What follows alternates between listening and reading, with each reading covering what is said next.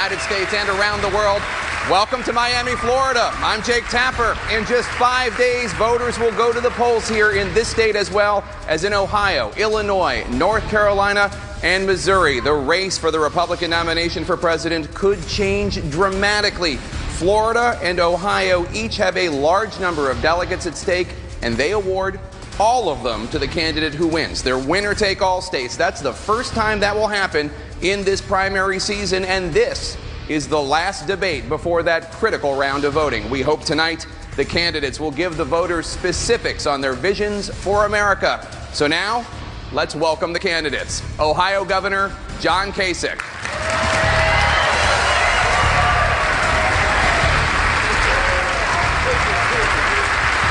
Senator Ted Cruz of Texas.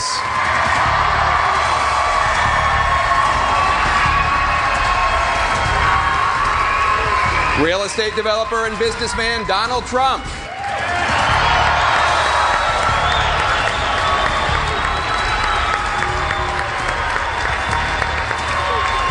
Senator Marco Rubio of Florida.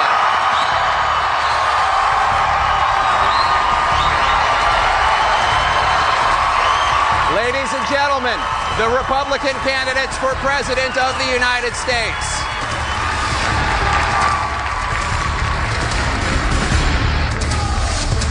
Before we begin this evening, we want to remember former First Lady Nancy Reagan, who passed away this week. Her funeral will be held tomorrow, and we would like to take a moment of silence to remember Nancy Reagan.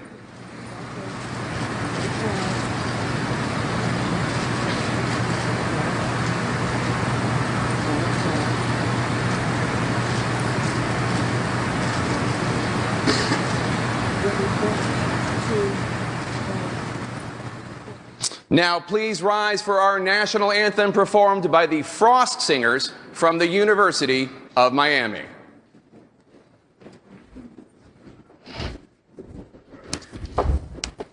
Got it.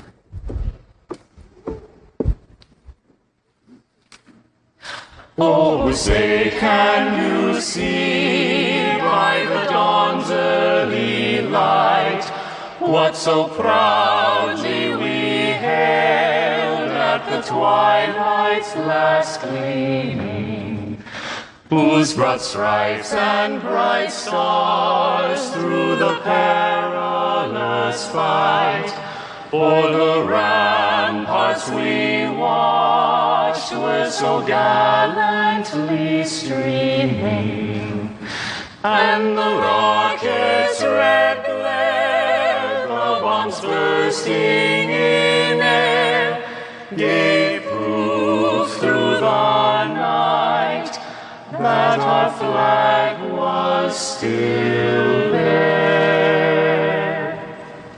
Oh, say, does that star-spangled banner yet wave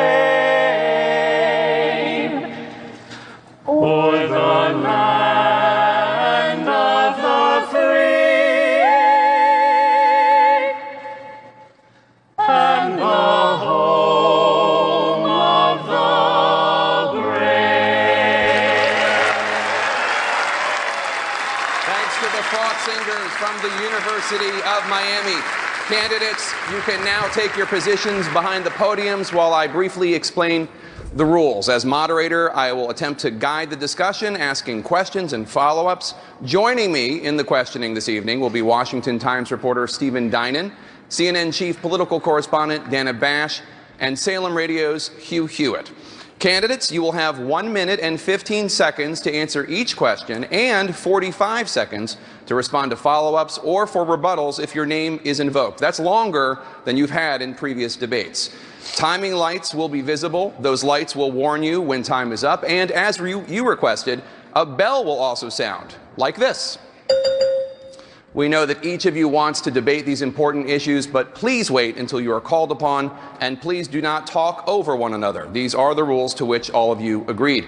Our goal this evening is a serious debate on the issues. It's time now for opening statements. You'll each have 30 seconds. Governor Kasich, we will start with you.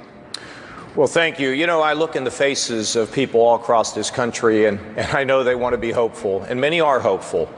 Look, I can take conservative policies to the White House, to Washington, to restore the strength of our economy, but I also want to transfer power, money, and influence to where you live, because I believe the strength in this country rests in the neighborhoods, the families, the communities, and our states.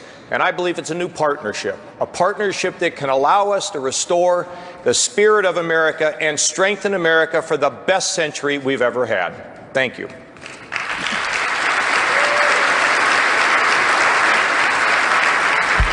Senator Rubio. Every election's important. I believe this is the most important election in a generation. Because what's at stake in this election is not simply what party is going to be in charge or which candidate wins. What's at stake is our identity as a nation and as a people. For over 2 centuries, America has been an exceptional nation. And now the time has come for this generation to do what it must do to keep it that way. If we make the right choice in this election, our children are going to be the freest and most prosperous Americans that have ever lived. And the 21st century is going to be a new American century. Senator Cruz. 59 years ago, Florida welcomed my father to America as he stepped off the ferry boat from Cuba onto Key West. He was 18, he was filled with hopes and dreams, and yet he was in the freest land on the face of the earth.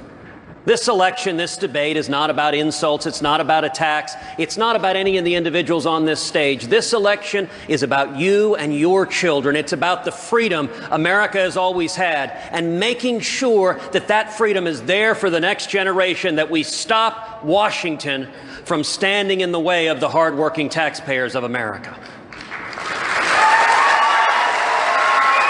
Mr. Trump. One of the biggest political events anywhere in the world is happening right now with the Republican Party. Millions and millions of people are going out to the polls and they're voting. They're voting out of enthusiasm. They're voting out of love. Some of these people, frankly, have never voted before. 50 years old, 60 years old, 70 years old, never voted before. We're taking people from the Democrat Party. We're taking people as independents, and they're all coming out, and the whole world is talking about it. It's very exciting. I think, frankly, the Republican establishment, or whatever you want to call it, should embrace what's happening. We're having millions of extra people join. We are going to beat the Democrats. We are going to beat Hillary or whoever it may be, and we're going to beat them soundly. Thank you. Thank you. Let's begin with jobs and the economy, which Republican voters say is the most important issue to them in this election. There have been some real differences expressed on this stage on whether trade deals have been good for the American worker. One of Mr. Trump, the frontrunner's signature issues, is ending what he calls disastrous trade deals in order to bring jobs back to America. Governor Kasich, I'd like to start with you. You've been a strong advocate for these trade deals over the years. Critics say these deals are great for corporate America's bottom line, but have cost the U.S. at least 1 million jobs. How do you respond to the criticism that you've been catering to boardrooms at the expense of the American middle class? Well, Jake, I grew up in a blue-collar family, and the simple fact of the matter is that, of course, we're sensitive about trade. 1 out of 5 Americans work in a job connected to trade. 38 million Americans are connected to it. But my position has always been we want to have free trade, but fair trade. And I've been arguing all along that it is absolutely critical that when other countries break those agreements, we don't turn the process over to some international bureaucrat who comes back a couple years later and says, oh, America was right and people are out of work. The fact of the matter is we have to have an expedited process. When people cheat, when countries cheat and they take advantage of us, we need to blow the whistle. And as President of the United States, I absolutely will blow the whistle and begin to stand up for the American worker. But we don't want to lock the doors and pull down the blinds and leave the world, because frankly, if we do that, prices will go up, people will buy less, other people will be out of work, and we don't want to see that happen. Trade, though, has to be balanced, and we have to make sure that when we see a violation, like some country that dumping their products into this country, believe me, as president, I will stand up and I will shut down those imports because they are a violation of the agreement we have, and the American worker expects us to stand up. And Jake, My family worked in the steel industry, not with a white collar. I understand their plight. Mr. Trump, your critics say your campaign platform is inconsistent with how you run your businesses, noting that you've brought in foreign workers instead of hiring Americans, and your companies manufacture clothing in China and Mexico.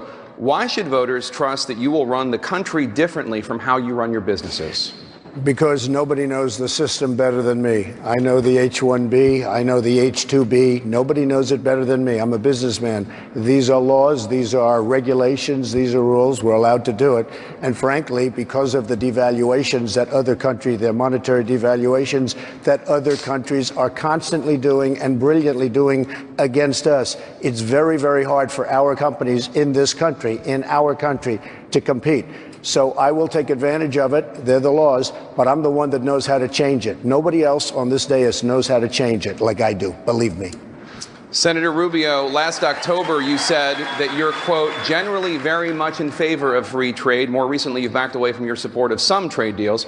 If elected, will you support free trade deals even if it means the inevitable loss of U.S. jobs? No, I support free trade deals that are good for America. We're 5% of the world's population. If all we do is sell things to each other, we can only sell to 5% of the people on Earth. We have to have access to the hundreds of millions of people in the world today who can afford to buy things. The problem is we're a low tariff country. To import something into the United States is not very expensive. But many of these countries we can't export to because their tariffs are too high.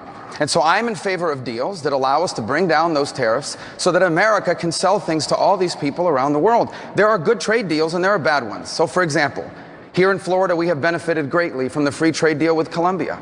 It's allowed flower exporters to come into the United States, but it's created jobs for hundreds of people who are now delivering those flowers and working in that industry. We have a surplus with Colombia. On the other hand, you've seen trade deals like in Mexico that have been less than promising in some aspects, better in others.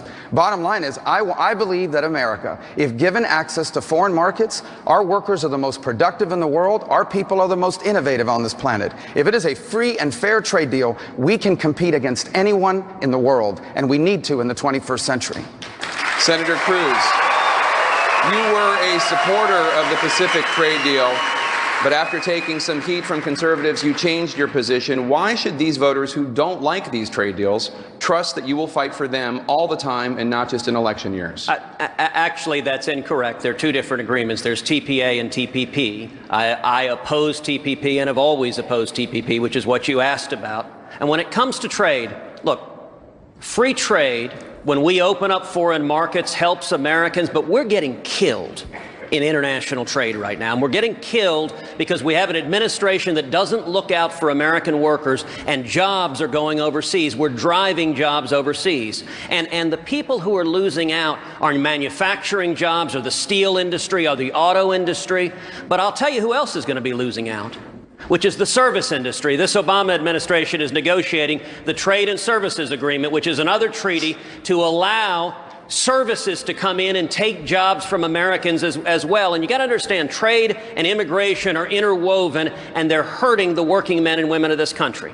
So the question is, what's the solution? It's easy to talk about the problems, but do you have a solution to fix it? And I think the solution is several things. Number one, we need to negotiate trade deals protecting American workers first, not the corporate boardroom. Number two, we need to lift the regulations on American businesses here so we see jobs coming back. And number three, we need a tax plan like the tax plan I've introduced that will not tax exports and that will tax imports, and that will bring millions of high-paying jobs back to America.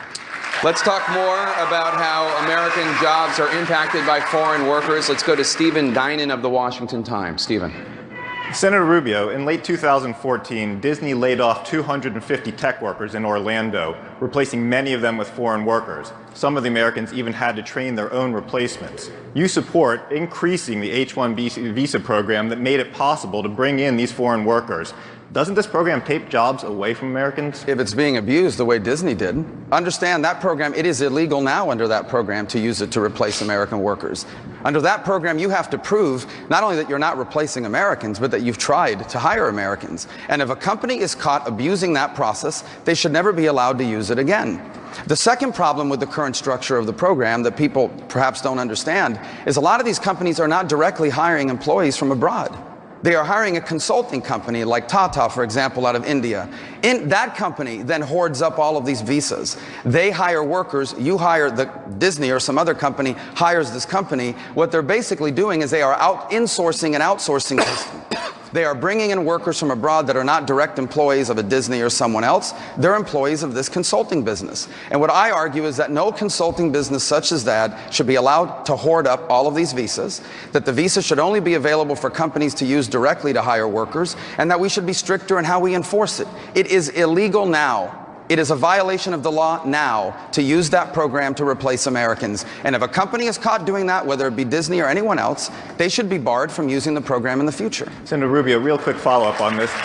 You've, in the context of illegal immigration, you've called for basically putting off any legalization process until we get the border secured. Correct. Why not call for a pause on H-1Bs until those abuses you've talked about are solved? Well, first, I think I'd be open to it if it takes a pause, but I don't think it takes a pause to enforce the actual law. What they're doing is, if they are in fact using that program to replace an American, if there's an American working at Disney, and they bring someone from another country and using H-1B to replace their direct job, that is in violation of the law. And what I'm explaining to you is what they're doing now is they're eliminating the job. They're outsourcing the entire tech division to a consulting company. They're making the argument that we didn't replace you. We just replaced the whole unit by hiring a company to do it instead. And that company that they're hiring is bringing their workers from abroad. It is a loophole they have figured out that we need to close so they can no longer continue to do it that way. Governor Kasich, I want to come to you next. Mr. Trump says that legal immigration is producing, quote, lower wages and higher unemployment for U.S. workers. He's calling for a pause on green cards issued to foreign workers. Wouldn't that help workers in the U.S.? Well, look, I believe in immigration, but it has to be controlled. The simple fact of the matter is I wouldn't be standing here. I'd be, maybe running for president of Croatia if we didn't have immigration. Immigration is something that brings youth and vibrance and energy to our country. But we clearly have to control our borders. We can't have people just walking in. Look, we lock our doors at night in our homes, and the country has to be able to lock its doors as well. So I have a comprehensive plan to deal with this problem of immigration. I would say we have to absolutely finish the wall and guard the border. And if anybody were to come in after that, they're going to have to go back. No excuses, because we can't continue this problem. I think we ought to have a guest worker program where people come in, work, and go home. And I think at the same time, for the 11.5 million who are here, then in my view, if they have not committed a crime since they've been here, they get a path to legalization, not to citizenship. I believe that program can pass the Congress in the first 100 days. But let's not lose sight of the fact that the whole key to the future of America is strong economic growth with common sense regulation, lower taxes, and a balanced budget. We can have a rising tide that lifts all the workers in America, all the people who are citizens of America, if we'll just follow the formula that works that I used in Washington, and guess what? I've used in Ohio to grow over 400 private sector jobs since I've been governor. Mr. Trump, I do want to come to you. Will you also, in your answer, address how long you think that pause would be and what that pause would look like? How broad well, first of all, I think, and I know the H-1B very well, and it's something that I frankly use, and I shouldn't be allowed to use. We shouldn't have it. Very, very bad for workers. And second of all, I think it's very important to say, well, I'm a businessman and I have to do what I have to do, and it's sitting there waiting for you, but it's very bad. It's very bad for business in terms of, it's very bad for our workers, and it's unfair for our workers, and we should end it.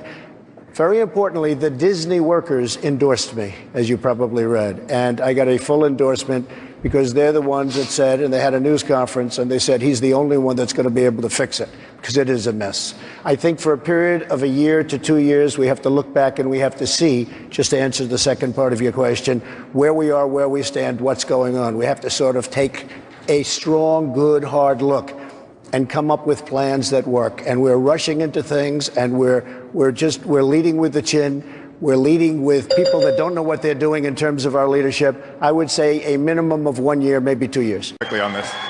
The United States averages about 1 million new permanent legal immigrants a year and hundreds of thousands more guest workers. Right. What should the right level be? Well, we need to redefine our legal immigration system so that it meets the needs of the American economy. Right now, we're bringing in far too many low-skilled workers. What that is doing is driving down the wages of hard-working Americans. Our system isn't working, and then on top of that, we've got a system that is allowing in millions of people to be here illegally. And the answer to that, I've laid out a very, very detailed immigration plan on my website. We're going to build a wall, triple the Border Patrol. We're going to end sanctuary cities, and let me tell you how we're going to do that. We're going to cut off federal taxpayer funds to any city that defies federal immigration law. We're going to end welfare benefits for anyone who is here illegally. And the thing to understand, Stephen, we can solve these problems. It's not that we don't know how to do it. It's that we're lacking the political will. Neither of the parties in Washington wants to do this. The Democrats support illegal immigration because they view those illegal immigrants as potential voters, and far too many of the Republicans are doing the bidding of Wall Street and the special interest, and they view it as cheap labor. We need instead leadership that works for the working men and women of this country. We need an immigration system that takes care of the jobs of the working men and women of this country. Senator Rubio, did you want to weigh in? Well, I would add, when you talk about the millions of green cards that are coming in, those are actually workers at all. They're just coming in primarily based on family connection. And let me tell you, by the time my parents came in 1956, I acknowledge that my parents came to the U.S. on a family-based system. The problem is nothing looks like it did 60 years ago. The 21st century economy simply is not creating enough jobs for people that don't have skills. When my parents came, they had a very limited education. My father stopped going to school when he was 9 years old because his mother died, and he had to work, and he would work the next 70 years of his life and never go back to school. And I'm grateful every day that America welcomed them. But today, in the 21st century, 60 years later, finding jobs when you don't have skills is very difficult. We need to move to a merit-based system of immigration, not just on H-1B, particularly on green cards. The primary criteria for bringing someone from abroad in the 21st century should be: what skills do you have? What business are you going to open? What investment are you going to make? Or what job are you going to be able to do when you arrive in the United States? Education obviously plays a large role when it comes to jobs in the economy. The United States has long been falling behind others in the industrialized world. American students currently rank 27th out of 34 countries in math and 17th in reading. Mr. Trump, you've called the education standards known as Common Core a disaster. What are your specific objections to Common Core? Education through Washington, D.C. I don't want that. I want local education. I want the parents, and I want all of the teachers, and I want everybody to get together around a school and to make education great. And it was very interesting. I was with Dr. Ben Carson today, who's endorsing me, by the way, tomorrow morning. And he is... We spoke for over an hour on education, and he has such a great handle on it. He wants competitive schools. He wants a lot of different things that are terrific, including charter schools, by the way, that the unions are fighting like crazy, but charter schools work, and they work very well. So there are a lot of things, but I'm going to have Ben very much involved with education, something that really is an expertise of his. Okay, but just to clarify, the Common Core standards were developed by the states. Right. States and localities voluntarily adopt them, and they come up with their own curricula to meet those standards. So when you say education by Washington, D.C., what do you mean? You're right, Jack, but it's been taken over by the federal government. It was originally supposed to be that way, and it certainly sounds better that way, but it's all been taken over now by the bureaucrats in Washington, and they are not interested in what's happening in Miami or in Florida, in many cases. Now, in some cases, they would be. But in many cases, they're more interested in their paycheck and the big bureaucracy than they are taking care of the children. Governor Kasich, you have called opposition to Common Core hysteria. What is your response to grassroots conservatives who do not agree with you?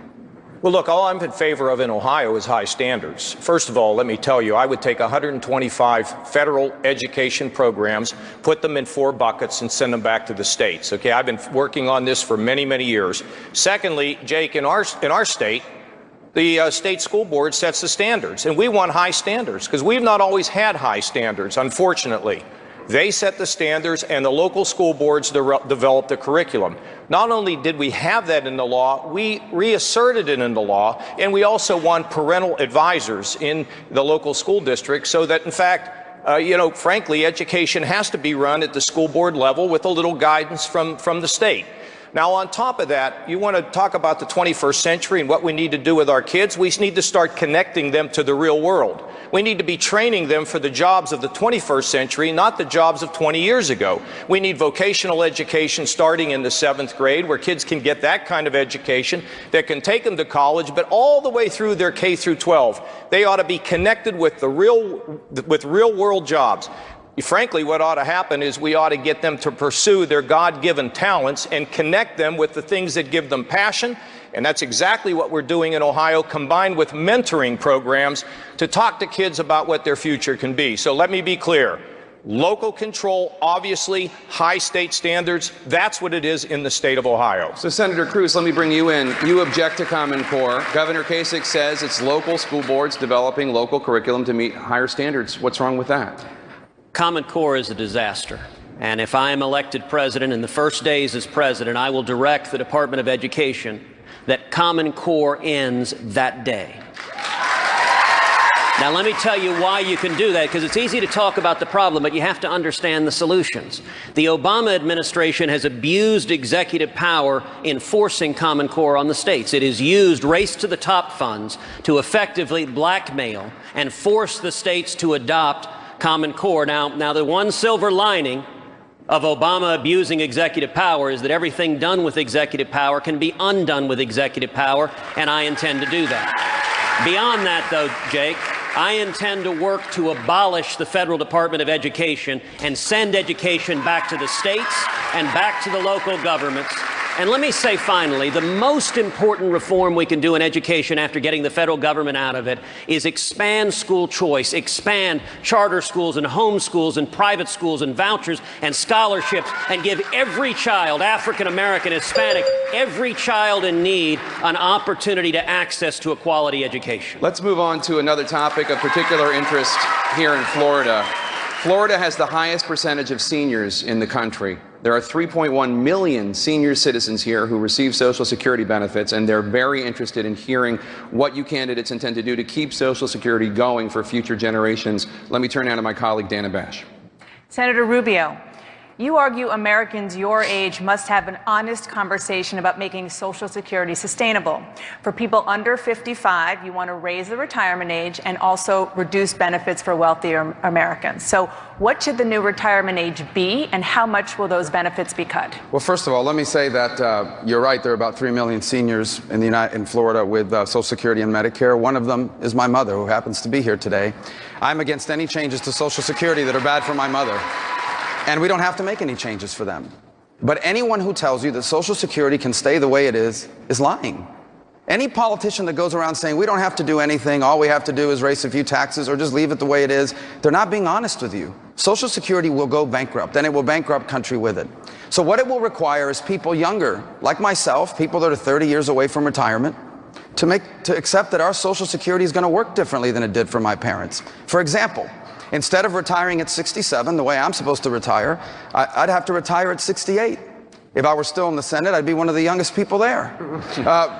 If I've made a lot of money, my Social Security benefit will not grow as fast as someone who made less money. And by the way, Medicare could very well become the option of using my Medicare benefit to buy a private plan that I like better. Medicare Advantage does that now. These are not unreasonable changes to ask of someone like myself, who is 25 or 30 years away from retirement, in exchange for leaving the program undisturbed for the people that are on it now or about to retire, and ensuring that we do not bankrupt our country and that this program still exists when my children retire, when my grandchildren retire, when I retire. Senator, the question was specifics, though. You've made your plan very clear about generally what you want to do, but how high would the retirement age go, and how much would you cut those benefits? I'm sorry I didn't answer that part. So the thing is that under my generation, someone my age would retire at 68. We would continue to allow it to increase the retirement age for future generations until it hits 70.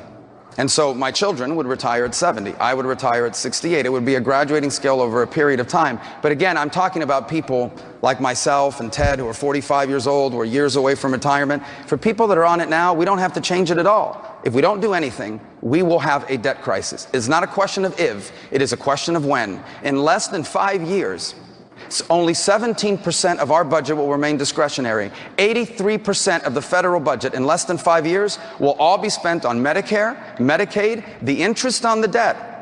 That's it. All of it will be eaten up by that. That's a debt crisis, and it will be debilitating to our economy, and our children deserve better than to inherit a debt crisis. Mr. Trump, you don't want to raise the retirement age, and you also don't want to cut benefits even for wealthier Americans. But according to the Social Security Administration, unless adjustments are made, Social Security is projected to run out of money within 20 years. So specifically, what would you do? I want you to understand that the Democrats, and I've watched them very intensely, even though it's a very, very boring thing to watch, that the Democrats are doing nothing with Social Security. They're leaving it the way it is. In fact, they want to increase it. They want to actually give more. And that's what we're up against. And whether we like it or not, that is what we're up against. I will do everything within my power not to touch Social Security, to leave it the way it is, to make this country rich again, to bring back our jobs, to get rid of deficits, to get rid of waste, fraud, and abuse, which is rampant in this country. Rampant.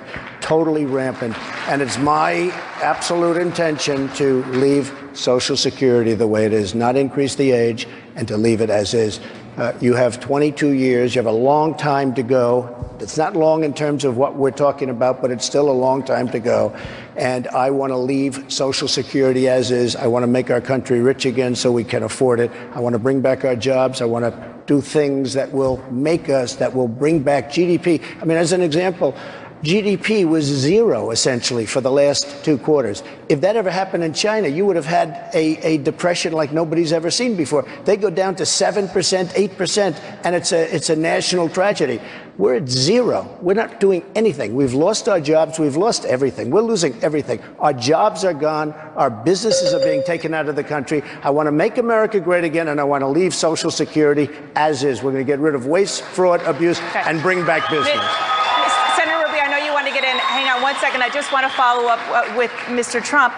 You're talking about waste, fraud, and abuse, but an independent bipartisan organization, the Committee for a Responsible Federal Budget, says improper payments, like you're talking about, that would only save about $3 billion. But it would take $150 billion to make Social Security solvent. So how would you find that under $147 billion? Because they don't cover most of the subjects. We're the policemen of the world. We take care of the entire world. We're going to have a stronger military, much stronger. Our military is depleted, but we take care of Germany. We take care of Saudi Arabia. We take care of Japan. We take care of South Korea. Every time this maniac from North Korea does anything, we immediately send our ships. We get virtually nothing. We have 28,000 soldiers on the line, on the border between North and South Korea. We have so many places. Saudi Arabia was making $1 billion a day, and we were getting virtually nothing to protect them. We are going to be in a different world. We're going to negotiate real deals now, and we're going to bring the wealth back to our country. We owe $19 trillion. We're going to bring wealth back to our country. Senator Rubio, will that be enough to save Social Security? No, and I think you've outlined why. The numbers don't add up. You know, when I ran for the Senate in 2010, I came out one day and said we're going to have to make changes to Social Security, and everyone said that's the end of your campaign. In Florida, you can't talk about that. But people know that it's the truth here in Florida.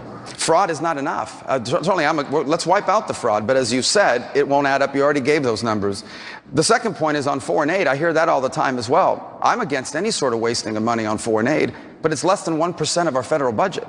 The numbers don't add up. The bottom line is we can't just continue to tiptoe around this and throw out things like I'm going to get it for fraud and abuse. Let's get rid of fraud. Let's get rid of abuse. Let's be more careful about how we spend foreign aid. But you still have hundreds of billions of dollars of deficit that you're going to have to make up. And here's the thing. If we do not do it, we will have a debt crisis, not to mention a crisis in Social Security and Medicare. Both parties have taken far too long to deal with it. It is one of the major issues confronting America. It's barely been asked in any of these debates. And we better deal with it, or we're going to have to explain to our children why they inherited this disaster. Mr. Trump, Senator Rubio says your numbers don't add up. What's your response? Senator Rubio says that your numbers don't add up. What's your response, Mr. Trump? Well, I don't know if you're saying that. Look, I'm just saying very simply, we have a country that I've never seen anything like it. I've been going over budgets and looking at budgets. We don't bid things out. We don't bid out, as an example, the drug industry, pharmaceutical industry. They don't go out to bid. They just pay almost as if you're walking to a drugstore. That's what they're paying. And the reason is they have a fantastic lobby. They take care of all of the senators, the congressmen. They have great power, and they don't bid out. The military is never properly bid. When we go out to military bids, it's not properly bid. And the people that really sell us the product are oftentimes the product we don't want, only because that particular company has political juice, okay? I'm self-funding my campaign. Nobody's going to be taking care of me. I don't want anybody's money. I will tell you something. We're going to go out to bid in virtually every different facet of our government. We're going to save a fortune. Thank you, Mr. Trump.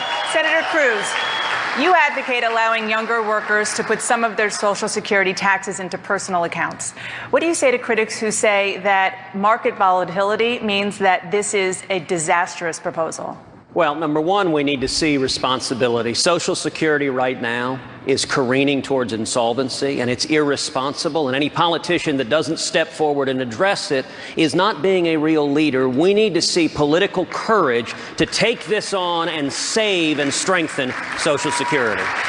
And as president, what I will do for seniors, for anyone at or near retirement, there will be no changes whatsoever. Every benefit will be protected to the letter. But for younger workers, we need to gradually raise the retirement age. For younger workers, we need to change the rate of growth of benefits so it matches inflation instead of exceeding inflation. And as you noted, Dana, we need to have for younger workers that a portion of your tax payments are in personal accounts, like a 401k that you own, that you control, that you can pass on to your kids and grandkids. And one of the things that is critically important, listen, we've got lots of challenges in the world, but the answer can't just be wave a magic wand and say, problem, go away. You have to understand the problems. You have to have real solutions. It's like government spending. It is very easy. Hillary Clinton says she'll cut waste, fraud, and abuse. If only we had smarter people in Washington, that would fix the problem. You know what? That is the statement of a liberal who doesn't understand government is the problem. Here's my philosophy. The less government, the more freedom. The fewer bureaucrats, the more prosperity. And there are bureaucrats in Washington right now who are killing jobs. And I'll tell you, I know who they are. I will find them and I will fire them. Did you just compare Donald Trump to Hillary Clinton on this issue? I will let Donald speak for himself, but I will say, there is a reason in my campaign I've laid out a very, very specific spending cut plan. $500 billion. I've specified 5 major agencies that I would eliminate, 25 programs. And Dana, you know why political candidates don't do that? Because when you do that, the lobbyists attack you. When you specify the programs you would eliminate, then you get attacked. Let's take, for example, back in Iowa, the first primary. When I went to Iowa and campaigned against ethanol mandates, everyone said that was political suicide. You can't take on ethanol in Iowa. And my opponents on this stage not only didn't do the same, they attacked me and even promised to expand corporate welfare. If we're going to stop bankrupting our kids and grandkids, you've got to be willing to take on the lobbyists, which means not just some fanciful waste, fraud, and abuse, but specifying these are the programs I will eliminate so that we can take care of the hardworking taxpayers. Mr. Trump, would you like to respond? Yeah. If you look back to Iowa, Ted did change his view and his stance on ethanol quite a bit. He did. And at the end, not full on, but he did change his view in the hopes of maybe doing well. And, you know, I think everybody knows that. It was a front page story all over the place. And he did make a change. Senator Cruz? Listen, if you're fed up with Washington, the question you ought to be asking is who's willing to take on Washington. It's easy to have language, I'm fed up with the corruption in Washington. But if you have a candidate who has been funding liberal Democrats and funding the Washington establishment, it's very hard to imagine how suddenly this candidate is going to take on Washington. When I stood up and led the fight against Obamacare, Washington was furious and attacked me, but I did it because I was honoring my commitment to the hardworking men and women of this country who are losing their jobs because of Obamacare. When I led the fight against amnesty, it's because I was standing with the people against Washington. And if you want to tell people you're going to stand against Washington, the question we should ask is, when have you ever stood up to the lobbyists in Washington. Okay, Mr. Trump, I'll let you respond because he mentioned you, but then I'm going to move on to Governor Kasich. Go ahead. Well, that's fine. First of all, Ted was in favor of amnesty, so there's no question about that. And Sheriff Joe Arpaio recently endorsed me, and there's nobody tougher on the borders than Sheriff Joe. And Jeff Sessions, one of the most respected senators in Washington, an incredible man, also endorsed me. And there's nobody that knows more about the borders than Senator Jeff Sessions. I would say this: we're all in this together. We're going to come up with solutions. We're going to find the answers to things. And so far, I cannot believe how civil it's been up here. Back to Social Security. You told a voter in New Hampshire to, quote, get over cuts to Social Security benefits because you have a reform plan, and that is just the reality, you say, that is out there. Why is cutting Social Security payments the solution? Well, first of all, we hear about taking on Washington. I took on Washington and I won. I actually got the budget balanced when I was a member of the Congress, the chairman of the Budget Committee. We paid down $500 billion of the national debt. We also balanced the budget 4 years in a row, and we were just growing jobs like crazy, and the wage issue was not even an issue then. I also had a plan in 1999 to save Social Security and take the $5 trillion projected surplus and not only have Social Security for our young people, but also to give them private accounts. Now, there are more 18-year-olds who believe they have a better chance of seeing a UFO than a Social Security check. And we have a lot of seniors who are very nervous. I have a plan to fix it that doesn't even require raising the retirement age. If you've had wealth throughout your lifetime, when the time comes for you to be on Social Security, you'll still get it.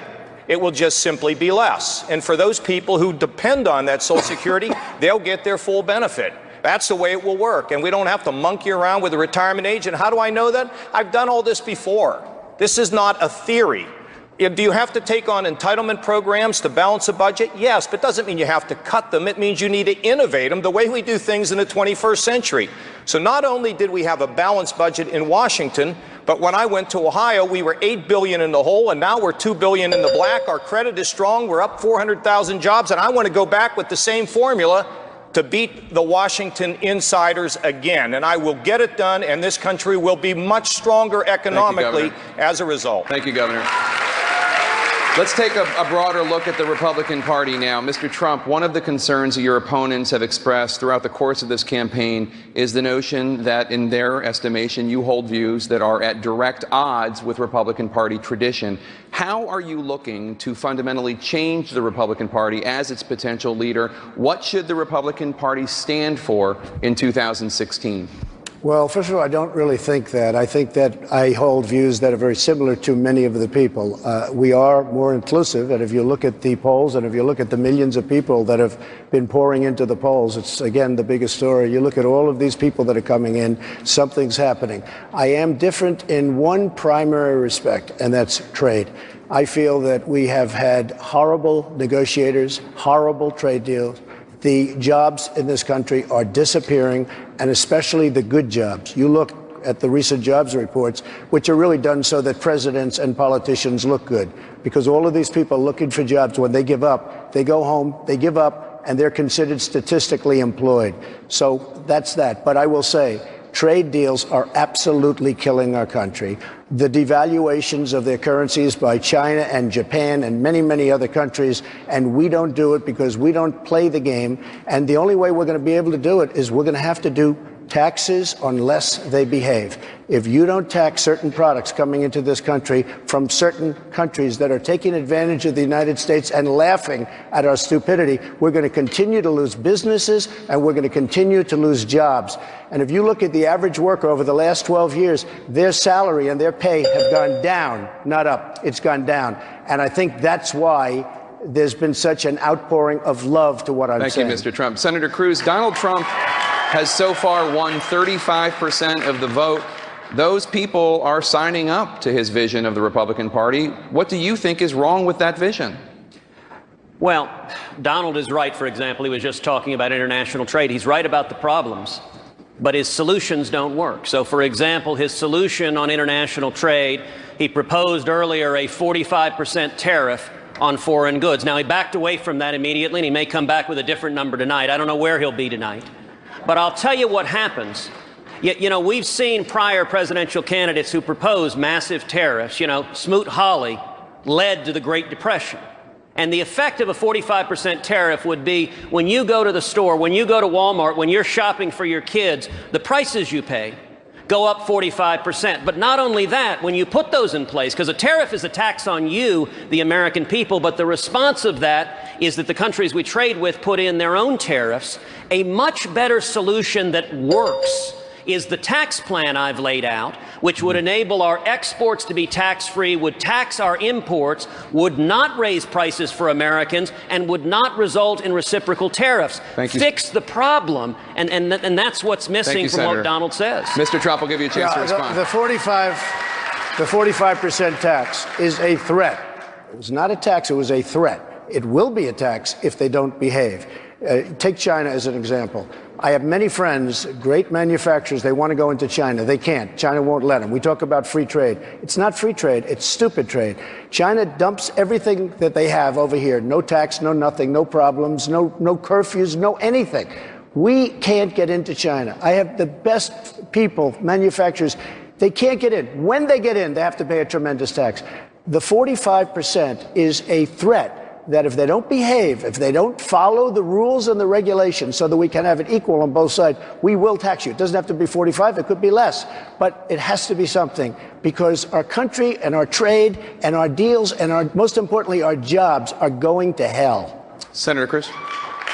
Jake, let me be clear what Donald just said. He said that 45% tax is a threat, and mind you, you are paying the tax. It's not China that pays the tax. It's you, the working men and women. So ask yourself at home, how is this helping you? If your wages have been stagnant for 20 years, if you can't pay the bills, how does it help you to have a president come and say, I'm going to put a 45% tax on diapers when you buy diapers, on automobiles when you buy automobiles, on clothing when you buy clothing? That hurts you. It's why we've got to get beyond rhetoric of China bad and actually get to how do you solve the problem, because this solution would hurt jobs and hurt hardworking taxpayers in America. Okay. Jake, I have to say, honestly, it's just the opposite.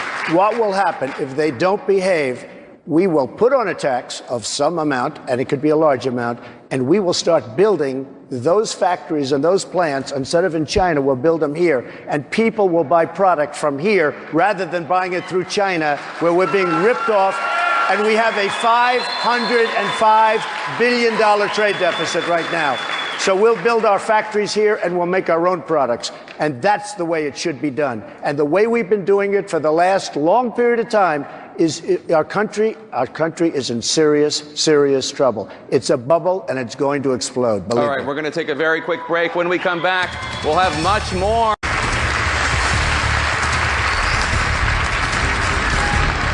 Welcome back to the CNN Republican presidential debate in Miami, Florida. Mr. Trump, let me start with you.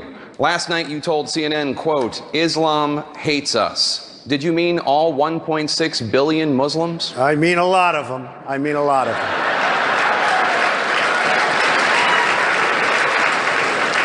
Do you want to clarify the comment at all? Well, you know, I've been watching the debate today, and they're talking about radical Islamic terrorism or radical Islam, but I will tell you there's something going on that maybe you don't know about and maybe a lot of other people don't know about, but there's tremendous hatred, and I will stick with exactly what I said to Anderson Cooper.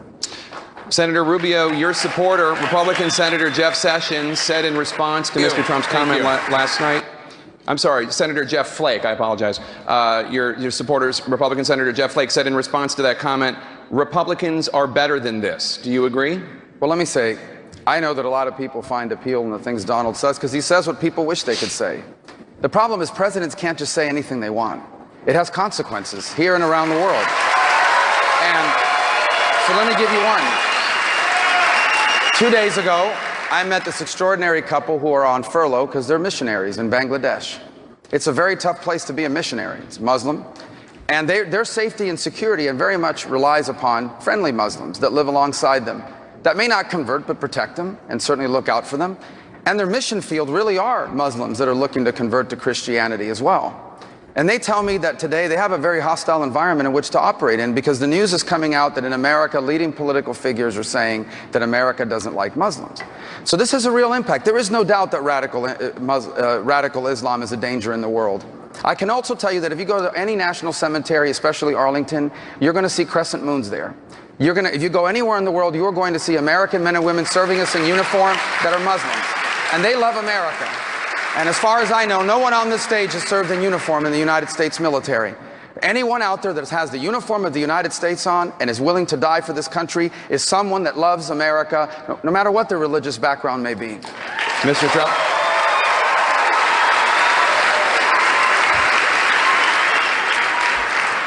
Marco talks about consequences. Well, we've had a lot of consequences, including airplanes flying into the World Trade Center, the Pentagon, and could have been the White House. There have been a lot of problems. Now, you can say what you want, and you can be politically correct if you want. I don't want to be so politically correct. I like to solve problems. We have a serious, serious problem of hate. There is tremendous hate. There is tremendous hate. Where large portions of a group of people, Islam, large portions want to use very, very harsh means. Let me go a step further. Women are treated horribly. You know that. You do know that. Women are treated horribly, and other things are happening that are very, very bad. Now, I will say this. There is tremendous hatred. The question was asked, what do you think? And I said, there is hatred. Now, it'd be very easy for me to say something differently, and everybody would say, oh, isn't that wonderful? Mr. Trump, we better solve the problem before it's too late. Senator Rubio. Here we go. See, I'm not interested in being politically correct. I'm not interested in being politically correct. I'm interested in being correct. And in order to be correct on this issue, here's the bottom line. We do work. There is Islam. Islam has a major problem on its hands. It has a significant percentage of its adherents, particularly in the Sunni faith, but also in the Shia, who have been radicalized and are willing to fly planes into a building and kill innocent people. There is no doubt about that. It is also true that if you look around the world at the challenges we face, we are going to have to work together with Muslims who are not radicals. We're going to have to work with the Jordanian kingdom. We're going to have to work with the Saudis. We're going to have to work with the Gulf kingdoms. We're going to have to work with the Egyptians to defeat, for example, ISIS. It will take a Sunni Arab movement to defeat them. And so I think you can be correct without needing to be politically correct. We are going to have to work with people in the Muslim faith, even as Islam itself faces a serious crisis within it of radicalization. Senator. Governor Kasich. Do you think Islam hates us? No, I don't. I think there is a sect of this radical Islam that is really, really serious and poses the greatest threat to us today. There isn't any question. And that's why the whole world has to work together to make sure that we don't have proliferation of these weapons of mass destruction. But look, I was there when and saw it when the Egyptian ambassador to the United States was in the Rose Garden, bringing the Arab Muslim world to work with us to repel Saddam Hussein from Kuwait. The fact is that if we're going to defeat ISIS, we're going to have these countries. And they are Egypt, and they are Saudi Arabia, and they are Jordan, and they are the Gulf states. And we're going to have in some way or another a rapprochement with Turkey. And I frankly think the Europeans went in the wrong direction when they rejected Turkey from joining into the economic sphere of Europe. The simple fact of the matter is a lot of these Muslim countries they can't believe the stuff they see out of people who have distorted their faith. Look, the people who represent radical Islam, they want to destroy everything that we're about and other Muslims who don't share their view. But at the end of the day, we got to bring the world together, the civilized world, and we all speak with one voice to make sure that people who sit on the fence understand what civilization is, and we represent it, and equality and hope for everybody. Thank you, Governor Kasich. Mr. Trump, I want to ask you about something else you said during the course of this campaign. You said that the U.S. has to, quote, take out the families of terrorists. When it was pointed out that targeting civilians is against the Geneva Conventions, you said, quote, so they can kill us, but we can't kill them? It is against federal, military, and international law to target civilians. So how will you order the military to target the families of suspected terrorists while also abiding by the law? First of all, let me go back to the other just for a second. In large mosques all over the Middle East, you have people chanting death to the USA. Now, that does not sound like a friendly act to me. As far as the families are concerned and as far as the law is concerned, we have a law. This all started with your question on waterboarding. We have a law that doesn't allow right now waterboarding. They have no laws, they have no rules, they have no regulations. They chop off heads, they drown 40, 50, 60 people at a time in big steel cages, pull them up an hour later, everyone dead, and we're working on a different set of parameters. Now, we have to obey the laws, okay? Have to obey the laws, but we have to expand those laws because we have to be able to fight on at least somewhat of an equal footing, or we will never, ever knock out ISIS and all of the others that are so bad. We better expand our laws or we're being a bunch of suckers, and they are laughing at us. They are laughing at us, believe me. Senator Rubio, would you as president pursue a policy of targeting the families of suspected terrorists? No, of course not. And we don't have to in order to defeat terrorists. The way you defeat terrorists is pretty straightforward. It's difficult to do, but it has to be done. When I'm president of the United States, the best intelligence agencies in the world that right now have been hamstrung, they're going to be expanded, and the best intelligence agencies in the world are going to find terrorists. And then the best military in the world, which needs to be rebuilt because Barack Obama is gutting our military. He's going to leave us with the smallest army since the end of World War II, and the smallest Navy in a century, and the smallest Air Force we've ever had. We are going to rebuild that military, and that military is going to find the terrorists and destroy them. And if we capture any of these terrorists alive, they're not going to have the right to remain silent, and they're not going to go to a courtroom in Manhattan. They're going to go to Guantanamo Bay, Cuba, and we will find out everything they know, and we'll do so legally. Senator Cruz, you've talked about changing the rules of engagement in battle against ISIS. Would that include targeting the families of suspected terrorists? No, of course not. We've never targeted innocent civilians, and we're not going to start now. But listen, Jake, I understand. People are scared, and for 7 years we faced terrorist attacks, and President Obama lectures Americans on Islamophobia. That is maddening. But the answer is not simply to yell, China bad, Muslims bad. You've got to understand the nature of the threats we're facing and how you deal with them. And yes, it is true, there are millions of radical Islamic terrorists who seek to kill us. We need a president commander-in-chief focused on fighting them. And I'll tell you frankly, one concern I have with Donald is that although his language is quite incendiary, when you look at his substantive policies on Iran, he has said that he would not rip up this Iranian nuclear deal. I think that's a mistake. The Ayatollah Khamenei wants nuclear weapons to murder us. I'll give you another example, dealing with radical Islamic terrorism. On Israel, Donald has said he wants to be neutral between Israel and the Palestinians. As president, I will not be neutral. And let me say, this week, a Texan, Taylor Force, he was an Eagle Scout, he was a West Point graduate, he was an Army veteran. He was murdered by a Palestinian terrorist this week in Israel. And I don't think we need a commander-in-chief who is neutral between the Palestinian terrorist and one of our strongest allies in the world, the nation of Israel. Thank you, Senator Cruz. Mr. Trump, we're going to come to you in a second, but wait, I want to go to Hugh Hewitt, who has questions on this exact line of subject. Mr. Trump, I want to follow up on the quote that Senator Cruz used. You said you would want to be, quote, sort of a neutral guy. He did mention Taylor Force. He was a West Point graduate. He was a war hero. He was a Vanderbilt graduate student. He was killed in a Palestinian terror attack near Tel Aviv. Many others were killed. And the Israeli government says the Palestinian Authority is inciting this. Do you still want to stay neutral when the Palestinian Authority is inciting these attacks? First of all, there's nobody on this stage that's more pro-Israel than I am. Okay? There's nobody. I am pro-Israel. I was the Grand Marshal not so long ago of the Israeli Day Parade down Fifth Avenue.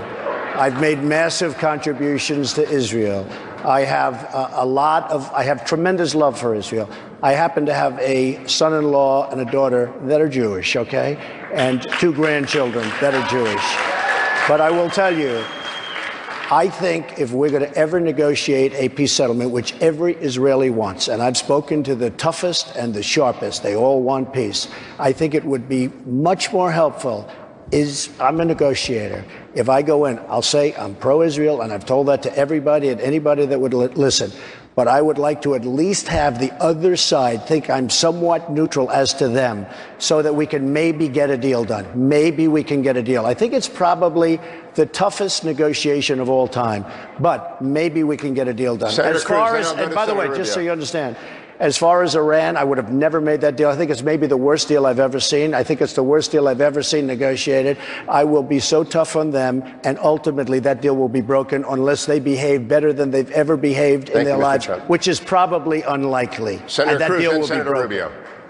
Rubio. You know, we need a president who understands the national security interests of this country. The reason we are friends and allies with Israel is they are a liberal democratic country that share our values. They're our strongest ally in the region. We get billions in intelligence resources, billions in military resources. And the Palestinian Authority that Donald, along with Hillary Clinton and Barack Obama, say they want to treat neutrally the same as Israel.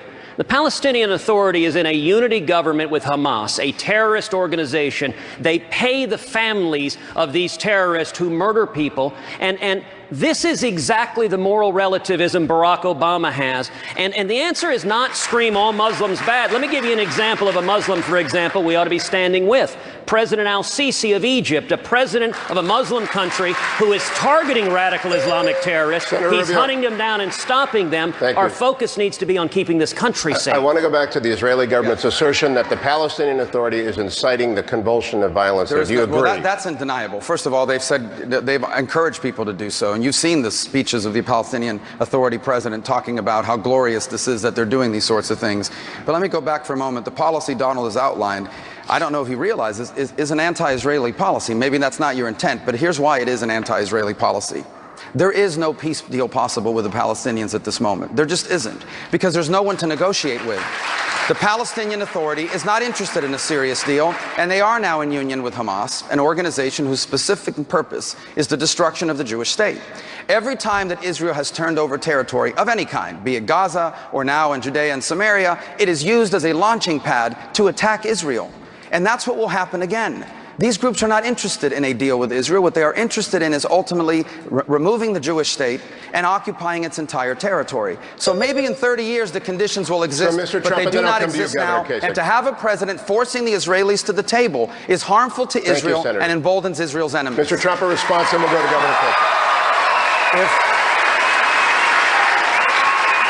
If I become president of the United States, one of the things that will be an absolute priority is, number one, protection of Israel, but also seeing if a deal can be made. The toughest deal, the toughest negotiation there probably is of any kind, no matter where you look, no matter how hard you look. But I would like to give it a shot. Very, very pro-Israel. Nobody more pro-Israel, but I would love to give it a shot. And I have to tell you this, Hugh.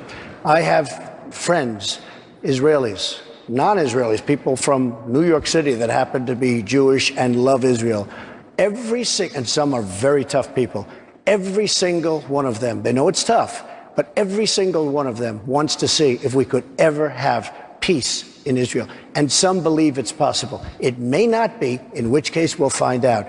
But it would be a priority if I become president to see if I can do it. Do you agree with the Israeli government that the Palestinian Authority is inciting this violence? Well, there's no question. They were saying that the Israelis intended to go to the Dome of the Rock.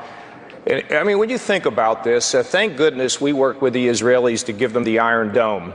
And, where they could protect themselves against all the missiles that were flying in. Could you imagine living in Miami here and have people shooting missiles in? Secondly, there was just an article the other day, Hugh, that I know you're familiar with, where the Israelis are learning to train underground in combat because the Palestinians now, Hamas in particular, is digging these tunnels trying to get under Israel. They're coming at them from above. They're trying to come at them from under the ground. And I just have to tell you this. I don't believe there is any long-term permanent peace solution, and I think pursuing that's the wrong thing to do. I believe that every day that we can have stability in that region by supporting the Israelis and making sure they have the weapons and the security that they need with our 100% backing is the way to proceed in the Middle East in regard to Israel. Senator Cruz, I want to stay in the region. Just this week, the head of U.S. Central Command, General Lloyd Austin, essentially said it's going to take a lot more troops on the ground to end the ISIS threat in Syria and Iraq. In the beginning of this campaign, you have said you will follow the judgment of military commanders in the Pentagon. So here's a commander saying we need a lot more troops on the ground. Will you follow that advice and inject Americans again into what is, in essence, a metastasizing Sunni-Shia civil war? We need to do whatever is necessary to utterly defeat ISIS. And that needs to be driven not by politicians, but by military expertise and judgment. Right now, we're not using a fraction of the tools that we have. We're not using our overwhelming air power. We're not arming the Kurds. Those need to be the first steps, and then we need to put whatever ground power is needed to carry it out. But, you know, a question that actually Jake asked, and I'm glad to come back to it now, is rules of engagement. We have right now our troops engaged in combat, but President Obama has rules of engagement that are so strict that their arms are tied behind their back. They're not able to fight. They're not able to defend themselves. They're not able to kill the enemy. And I got to tell you, Hugh, I think that is wrong. It is immoral. And I give my word to every soldier, sailor, and airman and Marine, and to every wife and husband, every son and daughter, every mother and father, that will end in January 2017. Governor Kasich, if it takes 20 or 30,000, if the Pentagon says that's what needs to be done, will you follow their advice? I've said all along and laid out my foreign policy. I want to remind everybody that 55% of the foreign policy experts in this country said I was the best to be commander-in-chief. I spent 18 years on the Defense Committee, Armed Services, and then I was in the Pentagon with Donald Rumsfeld after 9/11, in and out for a couple years. We absolutely have to win this with a coalition. The Arabs have to be with us. The Europeans have to understand that this threat is closer to them than even is as close as it is to us. And in addition to that, you have to be in the air and you have to be on the ground. And you bring all the force you need. It's got to be shock and awe in the military speak. Then once it gets done, and we will wipe them out, once it gets done, it settles down, we come home and let the regional powers redraw the map if that's what it takes. Mr. Trump, more troops? We really have no choice. We have to knock out ISIS. We have to knock the hell out of them. We have to get rid of it, and then we have to come back here and rebuild our country, which is falling apart. How many are we have no speaking choice. about? I would listen to the generals, but I'm hearing numbers of 20 to 30,000. We have to knock them out fast. Look, we're not allowed to fight. We can't fight. We're not knocking out the oil because they don't want to create environmental pollution up in the air. I mean, these are things that nobody even believes. They think we're kidding. They didn't want to knock out the oil because of what it's going to do to the carbon footprint. We don't fight like we used to fight. We used to fight to win. Now we fight for no reason whatsoever. We don't even know what we're doing. So the answer is we have to knock them out. We have to knock them out fast, and we have to get back home, and we have to rebuild our country, which is falling apart. Thank you, Mr. Trump. Let's turn from current conflicts to those who have served in conflicts. Senator Rubio, according to a VA study, of the 22 veterans who commit suicide every day, 17 of them have no connection to the VA. The VA believes that this lack of connection is one of the reasons for this tragically high suicide rate. What specifically would you do as president to make sure that veterans in crisis are able to get the help they need? Well, first, let me say that 1 out of 4 calls to our office these days is about a veteran here in Florida that's struggling with a VA. My brother's a veteran. He's struggling with a VA. The other day, we heard this horrible story. There was a headline in the USA Today, and it said, calls to the VA suicide hotline went to voicemail. Well, about a few days ago, we now found out that one of the gentlemen, one of the veterans who left a voicemail, committed suicide. And they happened to call him back the day after he died. People need to be held accountable for this. One of the things I'm proudest of is that in my time in the U.S. Senate, working with Jeff Miller here from Florida, in a bipartisan way, and I'll give him credit, Bernie Sanders was a part of this, we passed the VA accountability bill. And what it did is it created now a law that gives the VA secretary, because of the law I passed, it gives the VA secretary the power to fire people that aren't doing a good job. Senior executives should be held accountable if the VA outreach isn't working. The problem is no one's being held accountable. Even after we passed that law, no one's been fired for no outreach. No one's been fired for calls going to the voicemail. No one's been disciplined. No one's been demoted. When I'm president of the United States, if you work at the VA and you are not doing a good job, you will be fired from your job at the VA. The Veterans Affairs Department is one of the biggest line items in the domestic budget. As part of its attempt to cut costs, the Republican-controlled House of Representatives just voted to try to reduce spending in the post-9/11 GI Bill. Should veterans' benefits be part of attempts to reduce the deficit? I haven't seen the provisions of that bill, Jake. My initial instincts are no. And let me just say about the VA, when a veteran comes home, they ought to have access to health care wherever they want to go at any time, number one. Number two, the Veterans Administration needs to be restructured. It needs to be downsized and spread out. It needs to be so responsive to the needs of the veterans. And secondly, the Pentagon needs to share the information of returning veterans with the veteran service operations in the states and with the job people in the states so that when a veteran comes home, they can be linked with a job. And when that happens, that means that every veteran will get work because they're our golden employees. No veteran ought to be without health care, no veteran ought to be homeless, and no veteran ought to be unemployed in the United States of America. Thank you, Governor Kasich. Let's turn to another issue of real importance here in Florida. Just over a week from now, President Obama will visit Cuba, the first time in 88 years that a sitting U.S. president will set foot in Cuba. Two of you on this stage have parents who were born in Cuba and moved to the United States. Let's go back to my colleague Dana Bash. Senator Rubio, Donald Trump agrees with President Obama in his decision to re-engage diplomatically in Cuba. The majority of Americans seem to agree with that as well. So why are President Obama, Donald Trump, and the majority of Americans wrong? Well, I would love the relationship between Cuba and the United States to change, but it will require Cuba to change, at least its government. Today, it has not. The fact of the matter is that after these changes were made, there are now millions and hundreds of millions of dollars that will flow to the Castro regime. It will now allow them to become set permanent and in stone. They will now be able to carry out a transition where the military continues to run the country there. They'll put a puppet figure forward as their new president, and nothing will change for the Cuban people. There has not been a single democratic opening, not a single change on the island in human rights. In fact, things are worse than they were before this opening. The only thing that's changed as a result of this opening is that now the Cuban government has more sources of money from which to build out their repressive apparatus and maintain themselves there permanently. And we ask nothing in return. Compare that to the changes that were required in Burma. And by no means is Burma a perfect country. But at least when there was a democratic opening to Burma, they were required to make some democratic openings. When there was a diplomatic opening, it required democratic opening. And today, the former minority party is now the majority party in their legislative body. He asks nothing in return, and we are getting nothing in return. And Cuba and its regime remains an anti-American communist dictatorship, helped North Korea evade UN sanctions, is harboring fugitives of American justice, including people stealing our Medicare money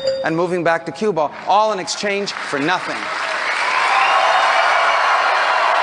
Mr. Trump, you said the concept of opening Cuba is fine.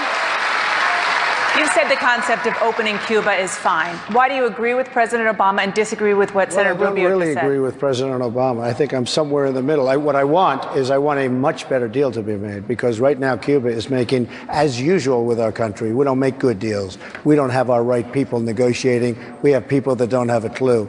As an example, I heard recently where the threat was made that they want reparations for years of abuse by the United States, and nobody's talking about it, and they'll end up signing a deal, and then we'll get sued for $400 billion or $1 trillion. All that stuff has to be agreed to now. We don't want to get sued after the deal is made.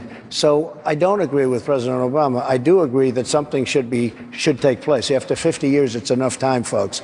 But we have to make a good deal, and we have to get rid of all the litigation that's going to happen. This was just a little story, but it was a big story to me, because they said, oh, here we go. We make a deal, then we get sued for a tremendous amount of money for reparations. So I want to do something, but it's got to be done intelligently. We have to make a good deal. Senator Rubio, I know you want to get in, but just to be clear, Mr. Trump, are you saying that if you were president, you would continue the diplomatic relations, or would you reverse them? I would want to make a good deal. I would want to make a strong, solid, good deal, because right now, everything is in Cuba's favor. Right now, everything, every single aspect of this deal is in Cuba's favor. It's the same way as the Iran deal. We never walked. All we do is keep giving. We give and give. Mr. Trump, just to be clear, there is an embassy that you would have to decide whether it would be open or whether you would close it. Which would it be? In Havana. I would probably have the embassy closed until such time as a really good deal was made and struck by the United States. All right, first of all, the embassy is the former consulate. It's the same building, so it could just go back to being called a consulate. We don't have to close it that way. Second of all, I don't know where Cuba's going to sue us, but if they sue us in a court in Miami, they're going to lose. Third,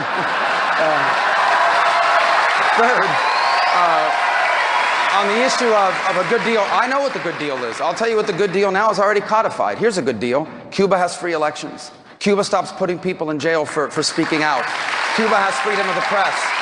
Cuba kicks out the Russians from Lourdes and kicks out this Chinese listening station in Bejucal. Cuba stops helping North Korea invade UN sanctions. Cuba takes all of those fugitives of American justice, including that cop killer from New Jersey, and send her back to the United States and to jail where she belongs.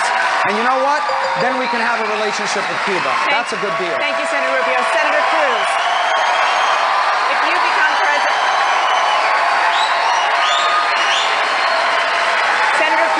you become president, would you reverse course and once again break diplomatic relations with Cuba?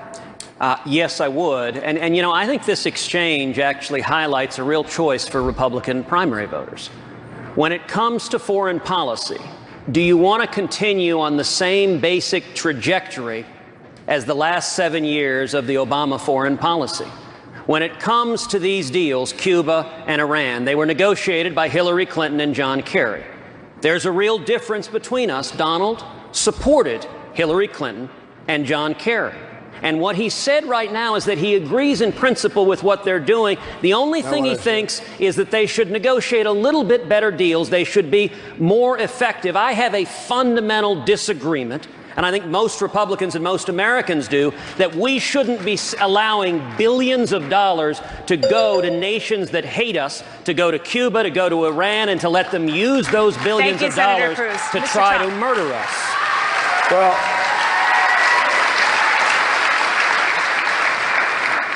if Ted was listening, he would have heard me say something very similar. I said we would not do the deal unless it was going to be a very good deal for us. And I think I said it loud, and I think I said it very clear. And I think after 50 years, and I have many friends, I own many properties in Miami, many, and I have many people that know and they feel exactly the way I do. Make a deal, it would be great, but it's got to be a great deal for the United States, not a bad deal for the United States. As far as Iran is concerned, I would have never made that deal. That is one of the worst deals ever made by this country. It is a disaster. So for Ted to say, I agree with that deal, I mean, it's a staple in my speeches that may be the worst single deal I've ever seen negotiated. So don't try and put it on me like it's wonderful, like I love it. Senator Cruz, your response? Well, look, I'll point out, first of all, it is a matter of public record that Donald supported John Kerry in 2004 over George W. Bush, and he supported Hillary Clinton, gave her 2 checks in a presidential campaign in 2008, and indeed, once she was Secretary of State, he described her as one of the greatest Secretary of States in history. And, you know, the point on the Iran deal, his answer to everything is if only someone smarter were in government, things would be better. No, we don't just need smarter people in government. We need leaders that are protecting American interests. And when it comes to Iran, Donald has said he would leave the agreement in place and try to renegotiate it, giving the Ayatollah Khamenei over $100 billion. That reflects you do not understand the radical Islamic terrorist that is the Ayatollah that wants to murder us. We need a commander-in-chief that understands our enemies, understands and doesn't give them billions of dollars to threaten our safety and security. I was against the giving of the money at all cost. I said don't negotiate at all until you get the prisoners back. If the prisoners don't come back early, 3 years ago, one of the longest negotiations I've ever seen, by the way. If they don't come back early, I was saying don't negotiate. They come back early. What you do is you take it back and you say either give us the prisoners or we double up the sanctions. And what we should have done is doubled up the sanctions and made a much better deal, because that deal is a disaster. But Ted, the money is largely gone because of incompetent and very poor negotiators. But that money, the $150 billion, is largely gone and already spent everywhere. Thank you, Mr. Trump. Let's refocus this back on Cuba. Governor Kasich, a pair of entrepreneurs from Alabama and North Carolina have just received approval to build the first U.S. factory in Cuba, making tractors for small farms.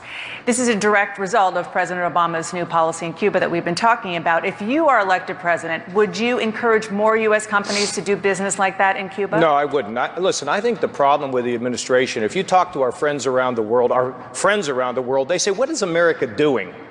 You know, you don't support us. We can't figure out where you are. You won't arm the freedom fighters in Ukraine. We let the Russians trump up some excuse on the business of, Russian-speaking people. You had a red line in Syria. You walked away from it. You refused to fund the Syrian rebels. You undercut Egypt, and we ended up with the Muslim Brotherhood for a while. And then we turn our back at Netanyahu when he comes to Congress to talk about his concerns of the Iranian deal. Look, I know in human nature sometimes there's a sense that you make better with your enemies than you do with your friends. And you know what happens when you do that? You make a terrible mistake. You need to support your friends. You need to hold your enemies out here, and you need to negotiate tough deals. And the fact is, they need to understand who we are. The Chinese understand. They don't own the South China Sea. They have to stop hacking everything we have in this country, or we'll take out their systems. We will arm the Ukrainians so that they have lethal defensive aid. We will destroy ISIS. And Mr. Putin, you better understand, you're either with us or you're against us. We're not rattling a sword. You're not our enemy, but we're not going to put up with this nonsense any longer. And a strong America is what the entire world is begging for. Where has America gone? Is what many of our allies say around the world. I'm president. They're going to know exactly where we are, because we're coming back. Thank you, Governor.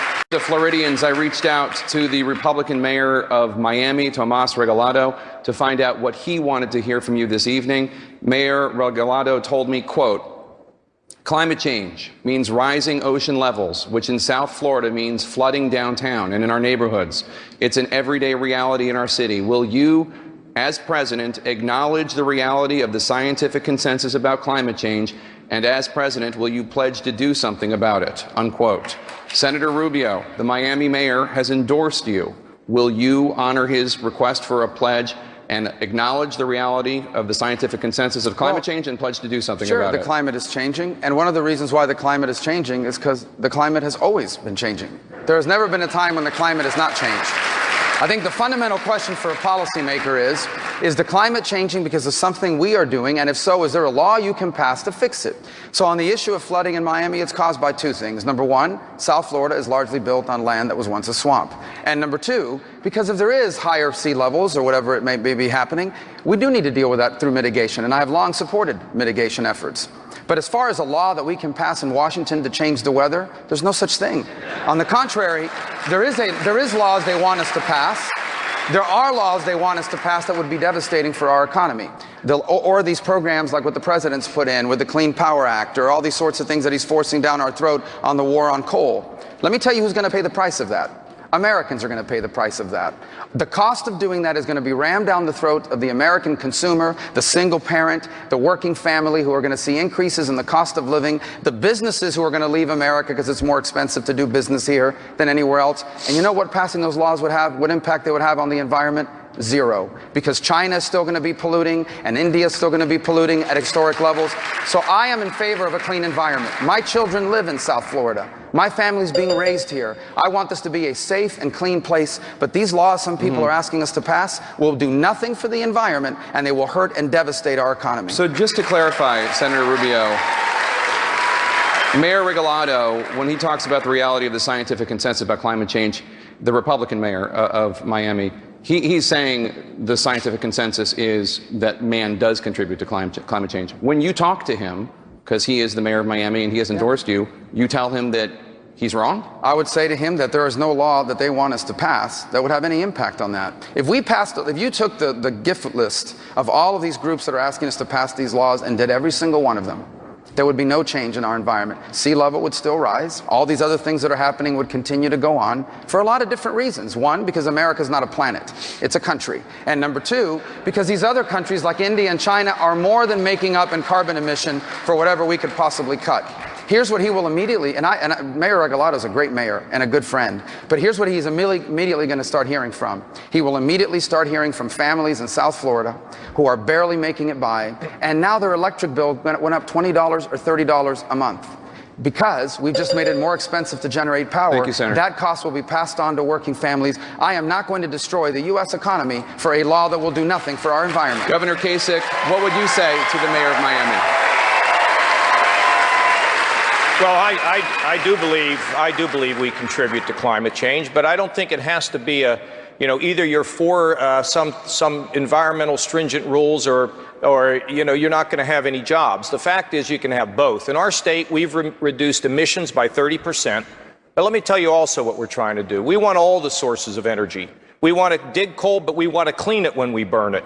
We believe in natural gas. We believe in nuclear power. And you know what else I believe in? I happen to believe in solar energy, wind energy, efficiency. Renewables matter.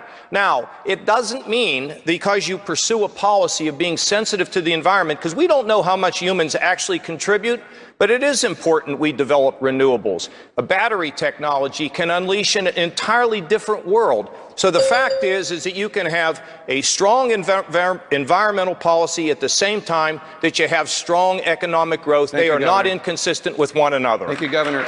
Senator Cruz, I want to talk a little bit right now about how you gentlemen see the world. Senator Cruz, Colin Powell this week said that the nasty tone of this presidential election is hurting the image of the U.S. abroad. He said, quote, foreigners of the world looking at this are distressed. Does it matter to you what the rest of the world thinks of the United States? Of course it does. And we've seen for 7 years a president that has made the presidency and has made, sadly, his administration a laughingstock in the world. This administration started with President Obama sending back the bust of Winston Churchill to the United Kingdom within the opening weeks.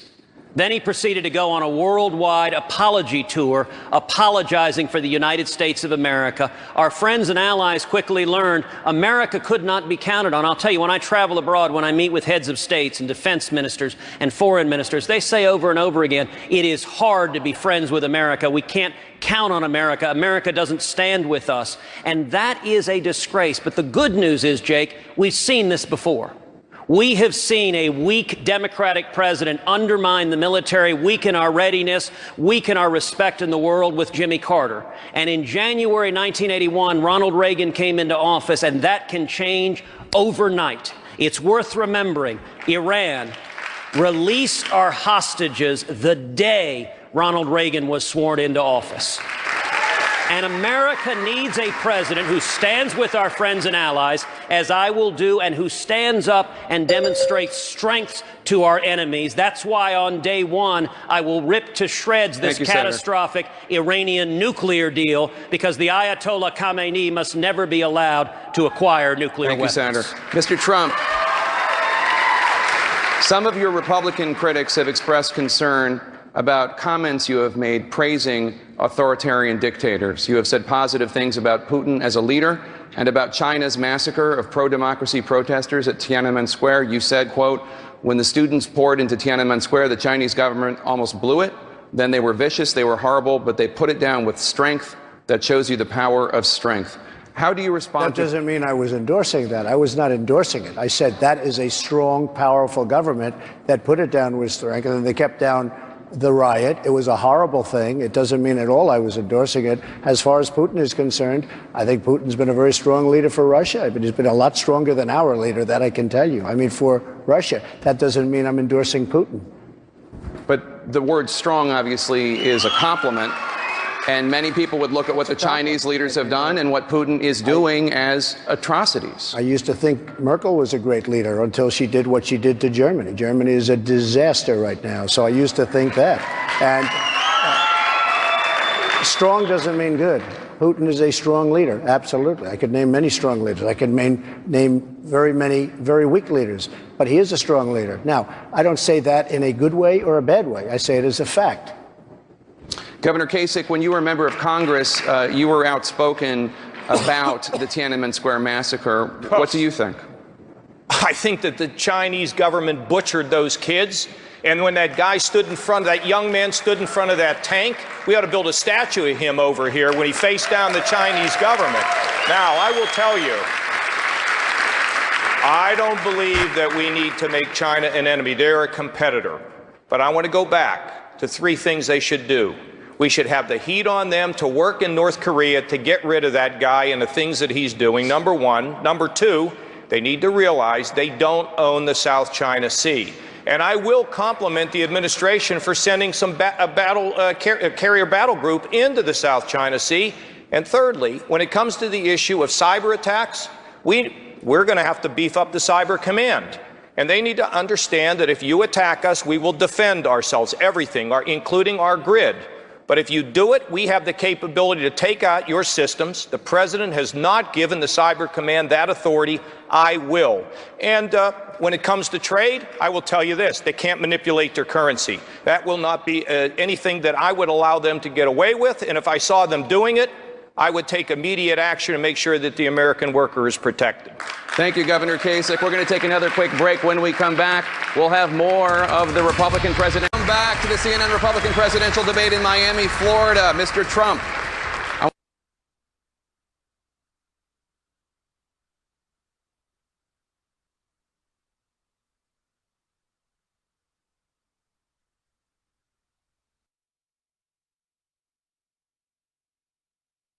This kind of behavior is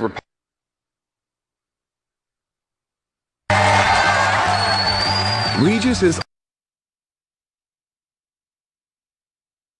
even after 30,000 people, you've seen it yourself.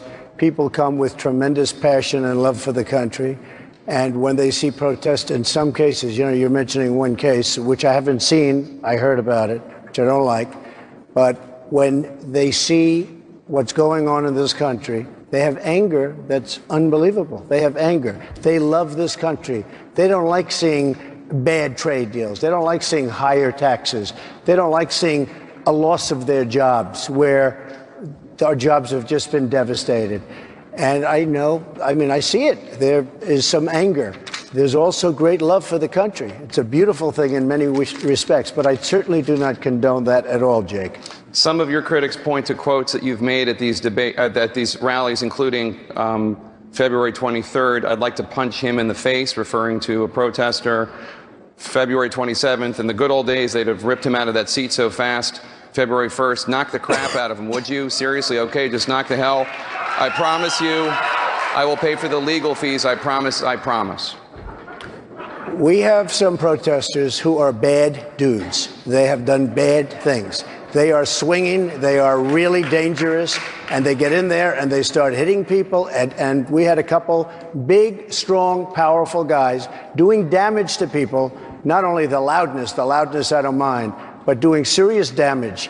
And if they're going to be taken out, I be honest, I mean, we have to run something. And it's not me.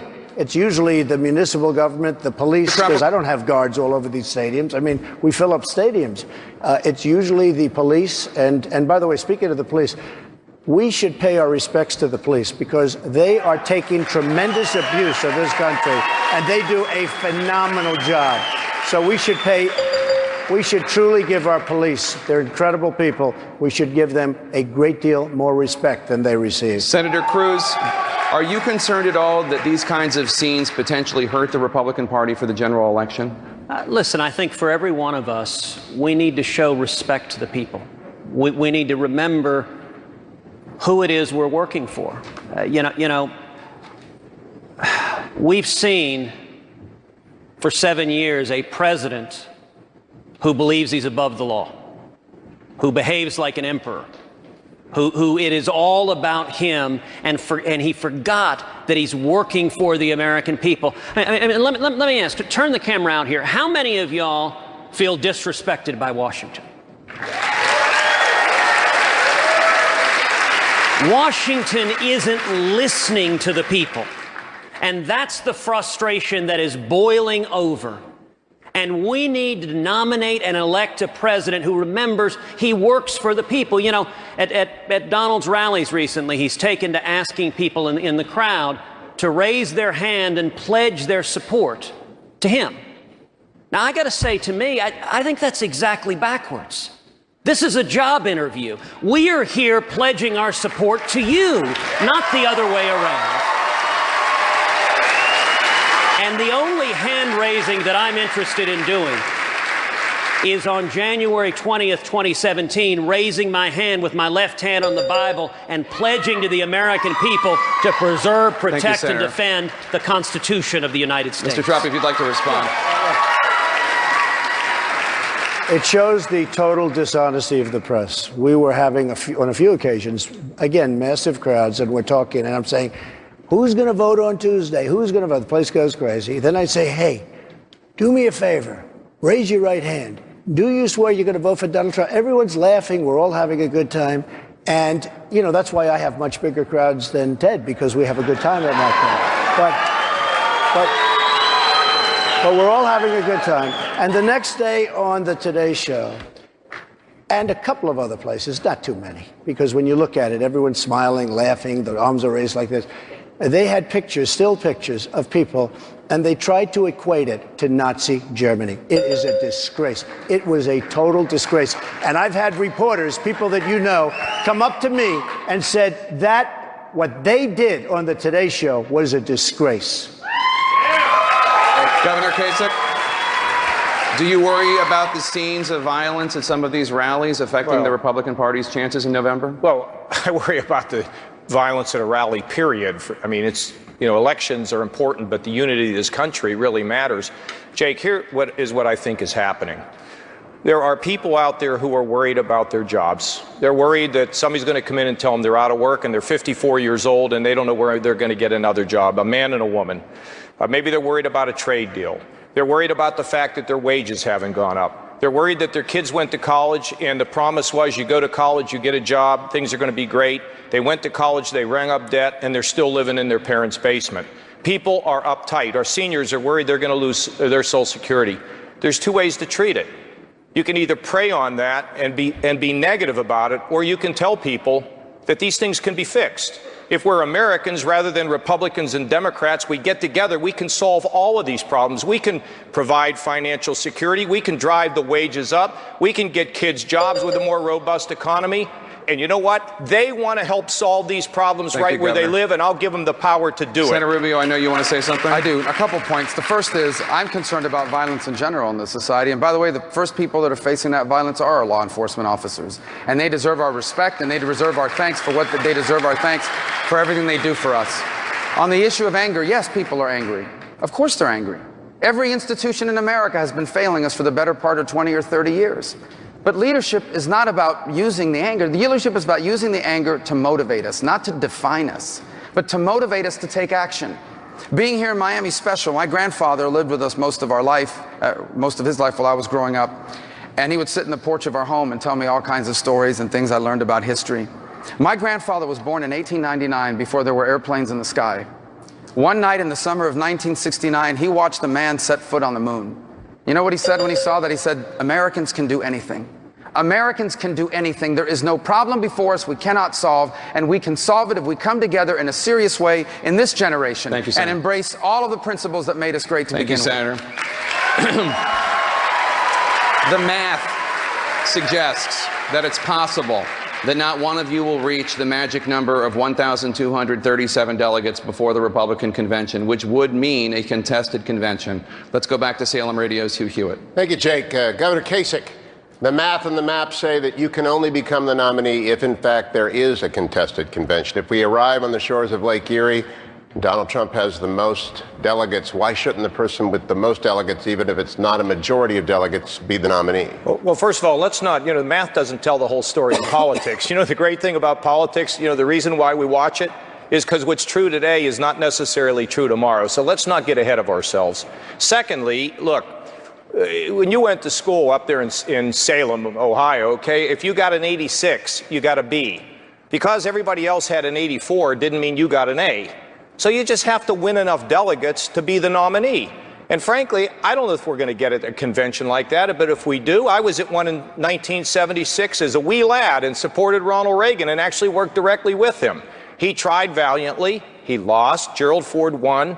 The party was united. Gerald Ford served the country great by pardoning Richard Nixon. He lost the election probably because of that, but he put America first, and we were healed as a party. So, look, you have to earn the delegates in order to be picked, but let's not get ahead of ourselves. We don't know what's going to happen because we still have about half the delegates to be selected, and that's what's going to be a very interesting thing to see how it all turns out as we move forward over the next couple weeks. Thank you, Governor. Mr. Trump, if you arrive in Cleveland with a plurality, and the most, but not a majority, is it legitimate for someone else to emerge from that convention the nominee? And if so, would you support that person? I think that what should happen, getting back maybe a little bit to your first question, I think that whoever, first of all, I think I'm going to have the delegates, okay? I think. Let's see what happens. Let's see what happens. But if somebody doesn't have the delegates, and I guess there's two of us up here that can, and there are two of us that cannot at this moment. But if some, no, that's, by the way, that is not meant to be a criticism. That's just a mathematical fact, okay?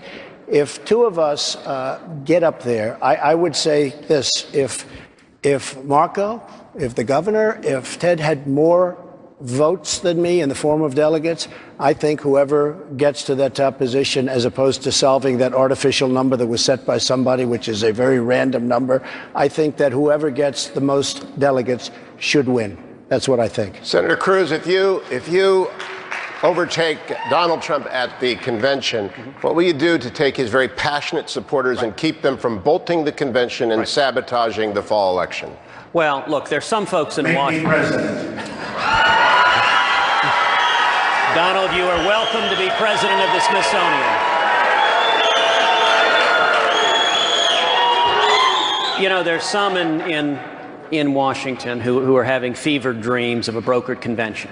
They're unhappy with how the people are voting, and they want to parachute in their favored Washington candidate to be the nominee. I think that would be an absolute disaster, and we need to respect the will of the voters.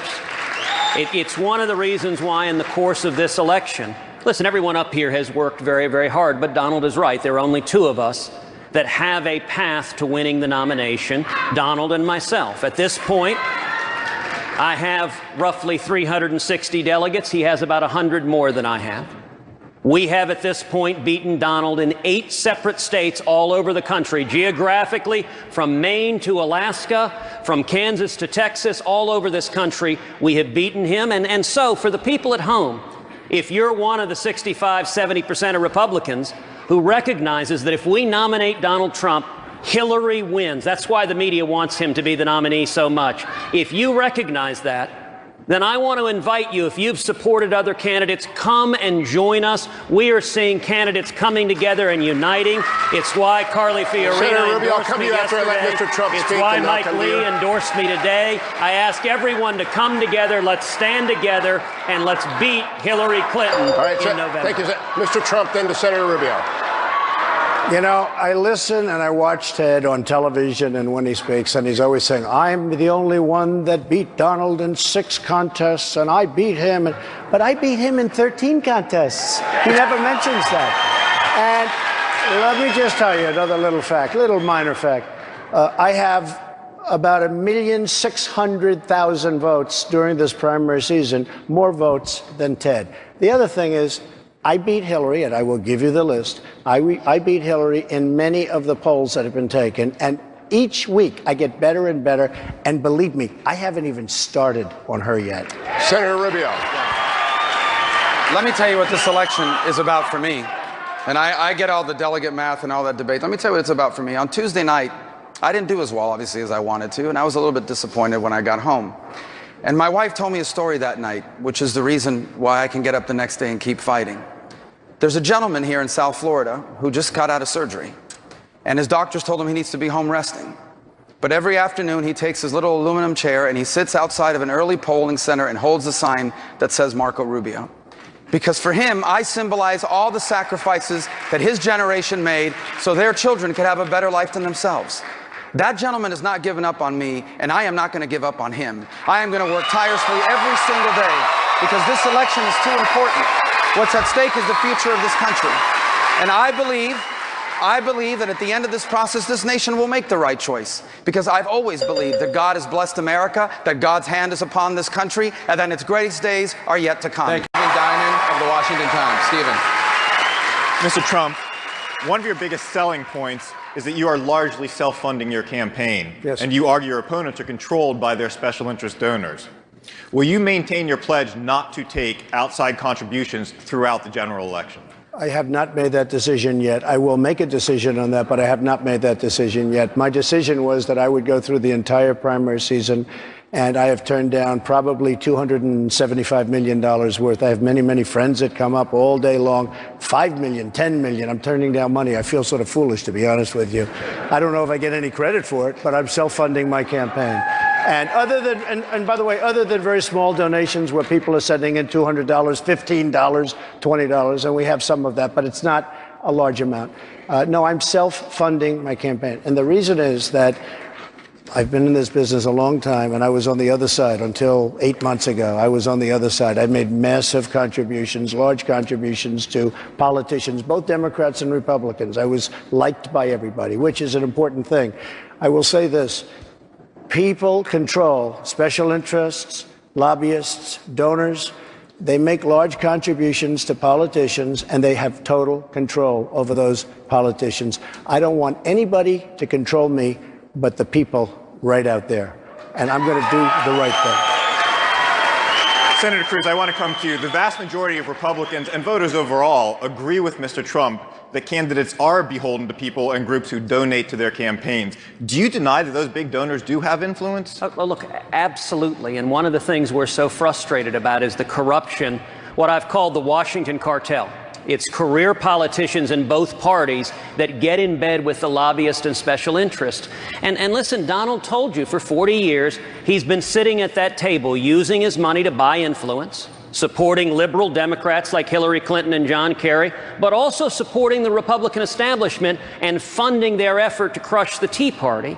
And now his argument is, after 4 decades of being part of that influence buying, after Hillary Clinton spending decades being part of that influence selling, that suddenly he will change. But the interesting point is, tonight he hasn't pointed to a single special interest he's willing to take on.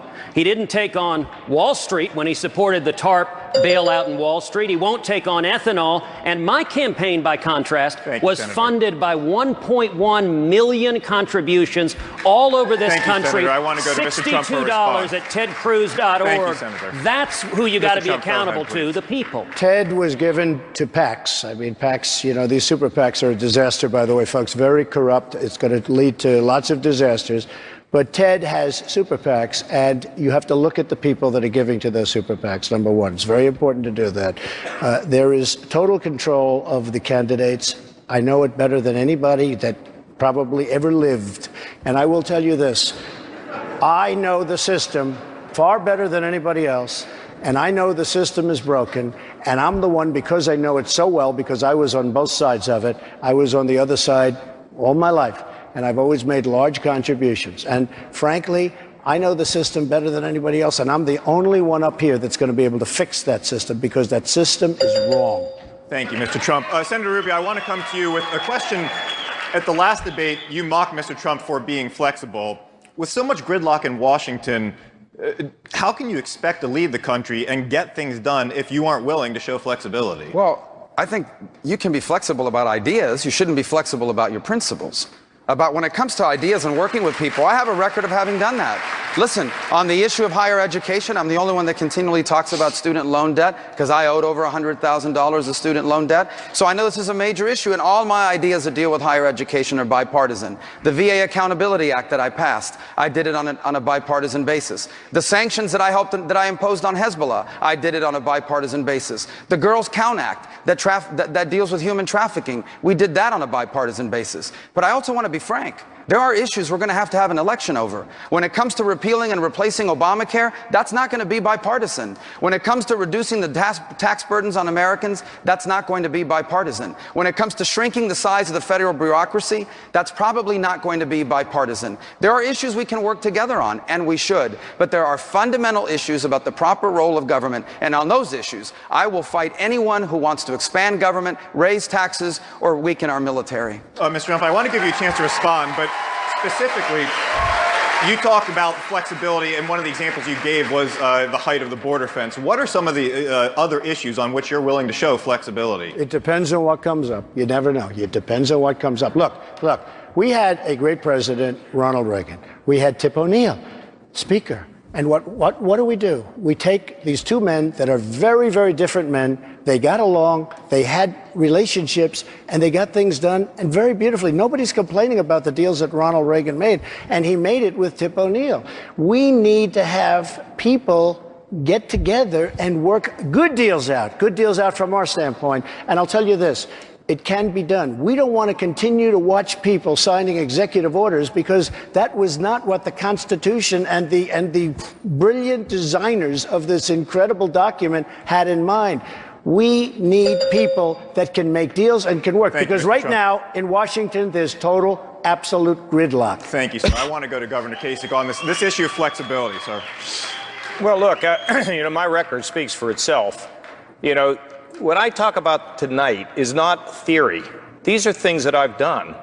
I was there when we reformed the Pentagon on a bipartisan basis to give control to the commanders in the field and force the services to work together.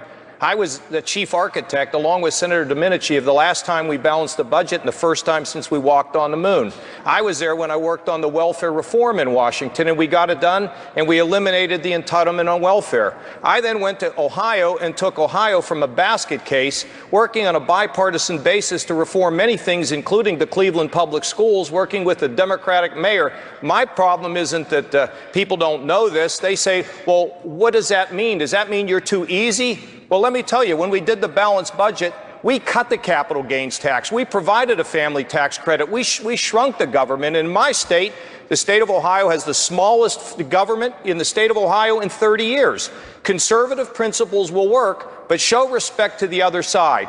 One final thing. In regard to Social Security, we will not get that done alone. We will have to have some responsible Democrats who will come in to fix the problem of Social Security. I know how to do it because I've done it, and I'll do it again. Thank you, Governor. We have time for one last break. We'll be right back after this.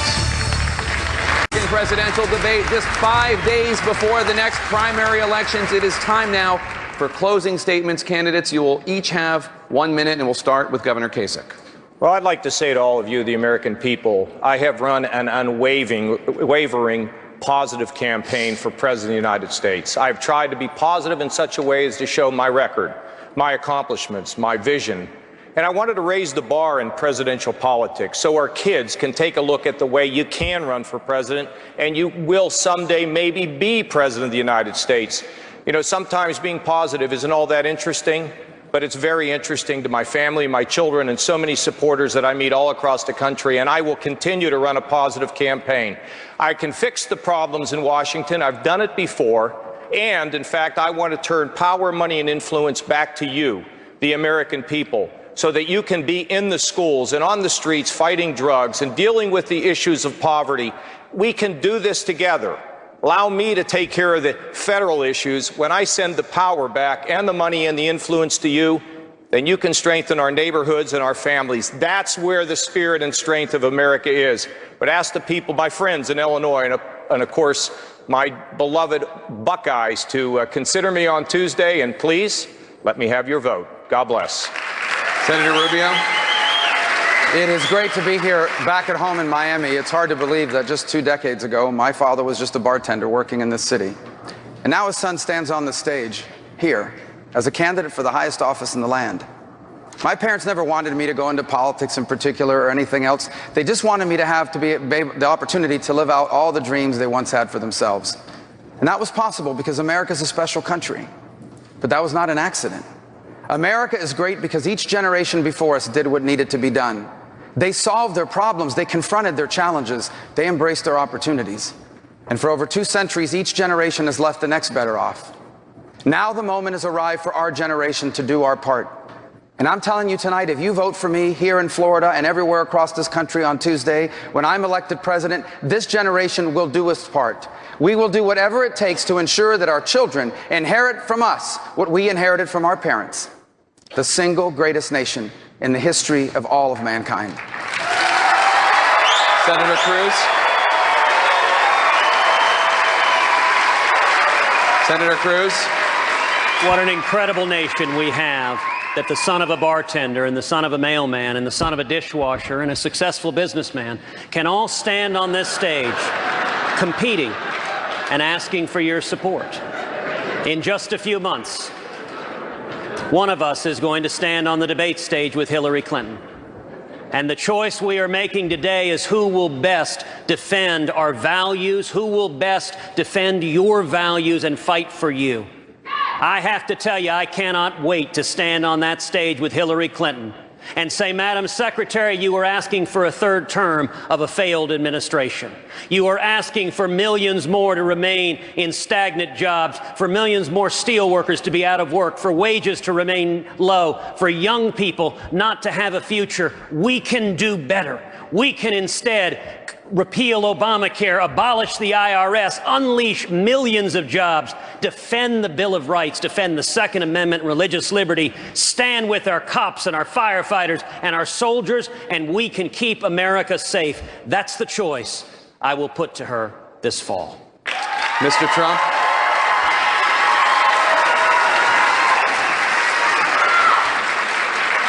Thank you very much. The Republican Party has a great chance to embrace millions of people that it's never known before. They're coming by the millions. We should seize that opportunity. These are great people. These are fantastic people. These are people that love our country. These are people that want to see America be great again. These are people that will win us the election and win it easily. These are people that once the election is won, will be able to put Supreme Court justices up that will do a fabulous job. Because let me tell you, if we lose this election, you're going to have 3, 4, or maybe even 5 justices, and this country will never, ever recover. It will take centuries to recover. So I just say, embrace these millions of people that now, for the first time ever, love the Republican Party, and unify. Be smart and unify. And that concludes this 12th Republican presidential debate. We want to thank the candidates, the Republican National Committee, the University of Miami, and of course, each of you for watching. I'm Jake Tapper. Our coverage continues right now with Anderson Cooper.